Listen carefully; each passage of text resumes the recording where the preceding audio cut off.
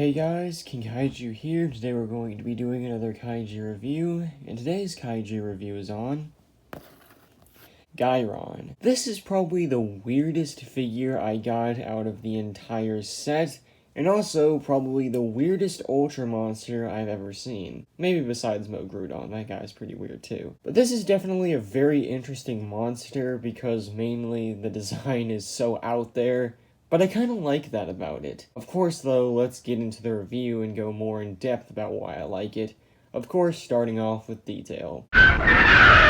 Gyeron's detail is pretty good for the most part. Of course, on the chest you can see he has some feathers, or I don't know, maybe scales. Some of them aren't painted though, it's hard to see, but he has some on his, I guess, thigh, but they're not painted for some reason. And I'm not sure what you would call his arms, like maybe swords, I guess. Anyways, on the top of them, they have a lot of nice detail, like right over along here, you can see a lot of nice detail put in there. On the actual blades themselves, there isn't a ton, but, you know, sufficient. On the back, there's basically no paint, kind of like modern day Bandai, but it's not that bad, you know. There's still a lot of detail around here, so it's not that bad. So yeah, detail for the most part is pretty good. Paint is debatably good. Of course, again, feathers are barely painted, back's barely painted. However, it's not too bad. I'd say if you keep it from this angle, he actually looks alright, so yeah, paint decent and detail's pretty good. Now into articulation. Gyeron here has 3 points of articulation, kind of. Of course, his arms can rotate,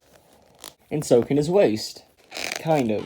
Similar to Gudis, Gyeron has a very weird segment at his stomach, to where, because of Gyeron's body shape, it's placed very weirdly. So Gyeron kind of has a weird articulation joint there, but you can move it kind of. Of course, let's get Gyeron to the side for sizing.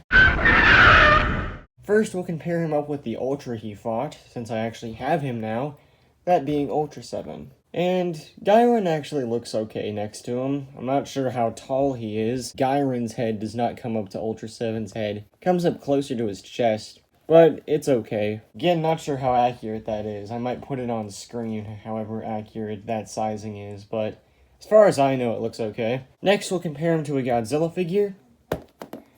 Godzilla 1968. And this is actually pretty accurate, I'd assume. Again, I don't know how big Gyeron is, but compared to the 68 Godzilla, I'm pretty sure he'd be this big. And next, I'll compare him to a figure that I compared in my last review, EX Red King's review, that being EX Zeton. And yeah, these guys look okay together too. Again, not sure how big Gyeron is, so again, I don't know how accurate it is.